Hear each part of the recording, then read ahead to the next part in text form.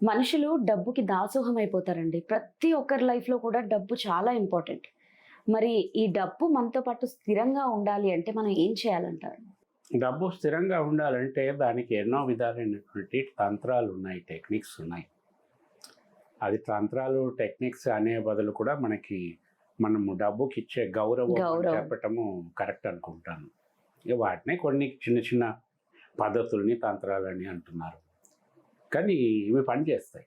ఒకటి ఏమిటంటే ఎప్పుడైనా మీకు డబ్బు వస్తే, ఎవరైనా మీకు డబ్బు ఇస్తే, మీ జీతం కావచ్చు, మీ రెమ్యునరేషన్ కావచ్చు, మీకు రావాల్సిన డబ్బులు కావచ్చు, మీకు వచ్చే లావాదేవీలలో వచ్చిన డబ్బు కావచ్చు. ఎప్పుడైనా డబ్బు వచ్చినప్పుడు సింపుల్గా తీసుకొని పర్సులో పెట్టుకోవద్దు.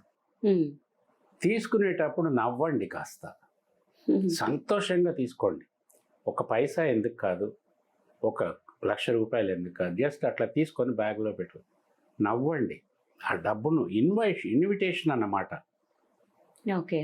తను వస్తున్నందుకు మీరు సంతోషపడుతున్నారన్న సంతోషిస్తున్నారు. విషయం అక్కడ వైబ్రేషన్ ఉండాలి.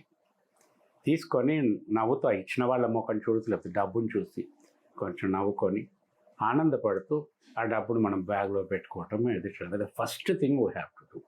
నెక్స్ట్ థింగ్, ఈ ఈ డబ్బుని ఎక్కడ పెడతాం మనము?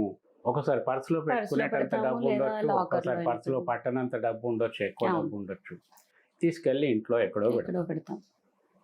ఇంట్లో తీసుకెళ్ళి ఆ టేబుల్ మీదో, పరుపుల మీదో ఎప్పుడూ పెట్టకండి. ఓకే.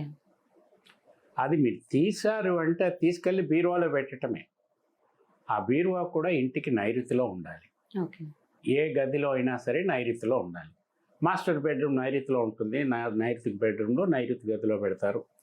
చిల్డ్రన్ బెడ్రూమ్ వాయవ్యంలో ఉంటుంది, లేకపోతే దక్షిణంలో ఇంకొక బెడ్రూమ్ ఉంటుంది. ఏ బెడ్రూమ్లో పెట్టినా కూడా ఆ బెడ్రూమ్కి నైరుతిలో బీరువా ఉండాలి. ఆ బీరువాలో ఈ డబ్బు పెట్టుకోవాలి.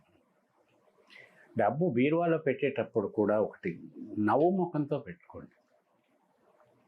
వచ్చింది మళ్ళీ వాడు వస్తాడు ఇస్తాను అయిపోయి ఇట్లాంటివి వద్దు. Be cool and be respectful to money. మంచం మీద పారేయటం రెస్పెక్ట్ఫుల్ కాదు, దరిద్రం అది. అట్లా చేయొద్దు. ఆ డ్రెస్సింగ్ టేబుల్లో దువ్వెనలు వాటి మీద అట్లా పెట్టొద్దు. మనం తీసామంటే బీరువాలోనే పెట్టాలి. అవును. చాలా మంది అంటే ఇంట్లో హౌస్ వైఫ్స్ ఏం చేస్తారంటే కిచెన్‌లో పోపుల డబ్బాలో వేసేయటం అలా కూడా ఆ కొంతమంది చిన్న చేస్తూ చిన్న ఉంటారు. దాచుకోవటం అది వేరు, ఇది అంటే వేరు. Huge amount. బీరువాలో పెట్టుకోవాలంటే పోపుల డబ్బాలో చిల్లర పెడతారు, పెద్ద అమౌంట్స్ ఏం పెట్టరు. ఇప్పుడు అది కూడా తగ్గిపోయింది, ఎందుకంటే అంత ఆన్లైన్ అయింది. అవును. ఈ కొద్ది మొత్తం అయినా సరే తీసుకెళ్ళి బీరువాలో పెట్టుకోవాలి. బీరువాలోనే ఉండాలి. ఆ బీరువాలో ఇంకేం ఉండాలి డబ్బు కాకుండా? మామూలుగా డాక్యుమెంట్స్ కానీ, బంగారం కానీ ఇట్లాంటి అవును. సాధారణంగా పెడతారు. కానీ ధనం స్థిరంగా ఉండాలి అంటే బీరువా చక్కగా శుభ్రంగా ఉండాలి. బీరువాలో లోపల ఎక్కడైతే మనం ధనం పెడతామో ఆ ప్లేసు శుభ్రంగా ఉండాలి, సుగంధభరితంగా ఉండాలి. ఓకే. సుగంధభరితంగా ఉండాలంటే స్ప్రే చేయమని చెప్పట్లేదు నేను. సుగంధ ద్రవ్యాలతో వచ్చే సుగంధభరితంగా ఉండాలి. సుగంధ ద్రవ్యాలలో ముఖ్యంగా 2 విషయాలు ఇక్కడ వాడతాం. ఒకటి పచ్చకర్పూరము, 2 లవంగాలు. ఇవి కొంత పచ్చకర్పూరము, లవంగాలు కలిపి ఒక కొత్త క్లాత్ అయి ఉండాలి, కర్చీఫ్ అయినా పర్వాలేదు, కాటన్ది. అంటే అందులో మూటగా కట్టేసి మనం లోపల పెట్టి, పెట్టేస్తే. కర్చీఫ్ అంటే పెద్ద కర్చీఫ్ అవసరం, చిన్న క్లాత్ చిన్న పీస్ గుడ్డ ఏదైనా ముక్కైనా పర్వాలేదు. ఈ బ్యాండేజ్ టైప్ ఉంటుంది కదా, అట్లాంటిదైనా పర్వాలేదు. ఎందుకంటే అందులో నుంచి సువాసన పైకి వస్తూ ఉండాలి. అది డబ్బు పెట్టే చోట ఈ మూట పెట్టాలి. బీరువాలో ఎక్కడైనా కూడా పెట్టుకోవచ్చు. రెండవది, ఈ లవంగాలు, పచ్చకర్పూరము వేసినటువంటి ఒక చిన్న మిశ్రమము ఒక చిన్న బౌల్లో వేసేసి ఆ బీరువా కింద పెట్టేసేయాలి. బీరువా కంప్లీట్ కింద. బీరువా కంప్లీట్ కింద ఓకే. పెట్టేసేయాలి. అది రూమ్ అంతా కూడా వస్తూనే ఉంటుంది దాని సుగంధం. ఇట్లా పెట్టేయండి. డబ్బులు తీసేటప్పుడు, డబ్బులు అందులో పెట్టేటప్పుడు కూడా ప్రసన్నంగా ఉండండి. ఈ చాలా చాలా సాధారణమైన టిప్స్ నేను చెప్తున్నాను. అవును. పర్సులో డబ్బులు పెట్టుకునేటప్పుడు కూడా చూడండి, శుభ్రమైనటువంటి నోట్సే పెట్టుకోండి. అశుభ్రంగా ఉండి చిరిగిపోయి మడతలు పడి నలిగిపోయిన పెట్టకండి. పర్సులో పెట్టొద్దు, బీరువాలో కూడా పెట్టొద్దు. అవి వీలైనంతగా ఖర్చు పెట్టేసేయండి.